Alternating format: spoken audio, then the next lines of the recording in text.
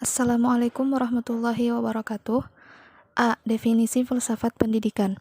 Filsafat pendidikan berasal dari dua kata, yaitu filsafat dan pendidikan.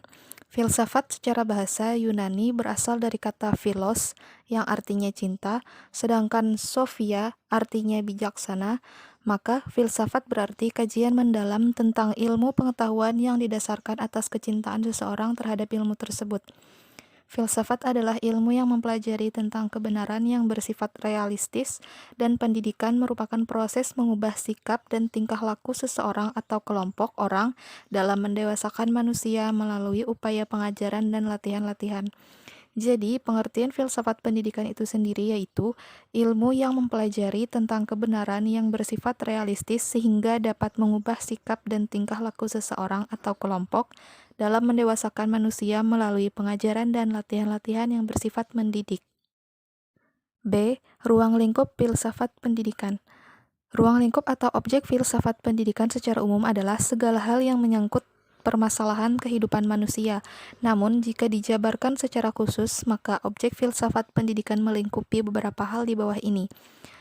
Yang pertama, merumuskan sifat hakikat pendidikan secara tegas. 2. Merumuskan sifat hakikat manusia sebagai subjek sekaligus objek pendidikan. 3. Merumuskan secara tegas hubungan antara filsafat pendidikan, agama, dan kebudayaan. Yang keempat, merumuskan hubungan antara filsafat pendidikan, dan teori pendidikan. Yang kelima, merumuskan hubungan antara filsafat negara, filsafat pendidikan, dan politik pendidikan atau sistem pendidikan. Yang terakhir, merumuskan sistem nilai norma atau isi moral pendidikan yang merupakan tujuan pendidikan.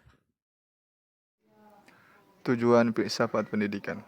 Dengan berpikir, filsafat seseorang bisa menjadi manusia, lebih mendidik dan membangun diri sendiri.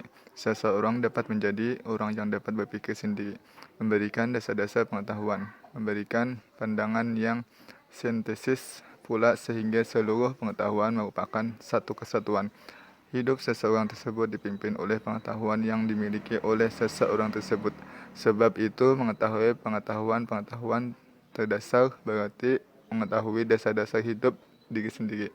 Bagi seseorang pendidik, filsafat mempunyai kepentingan istimewa karena filsafatlah yang memberikan dasar-dasar ilmu-ilmu pengetahuan lainnya yang mengenai manusia seperti misalnya ilmu mendidik. Hubungan filsafat dan pendidikan. Hubungan keharusan. Berfilsafat berarti mencari nilai-nilai ideal, cita-cita yang lebih baik. Sedangkan pendidikan mengkawalisasikan nilai-nilai ini dalam kehidupan manusia. Pendidikan bertindak mencari arah yang terbaik dengan berbekal teori pendidikan yang diberikan antara lain oleh pemikiran filsafat. Dasar pendidikan. Filsafat mengadakan tinjauan yang luas terhadap realita termasuk manusia. Maka dibahaslah antara lain pandangan dunia dan pandangan hidup. Konsep-konsep ini selanjutnya menjadi dasar atau landasan penyusunan tujuan dan metodologi pendidikan.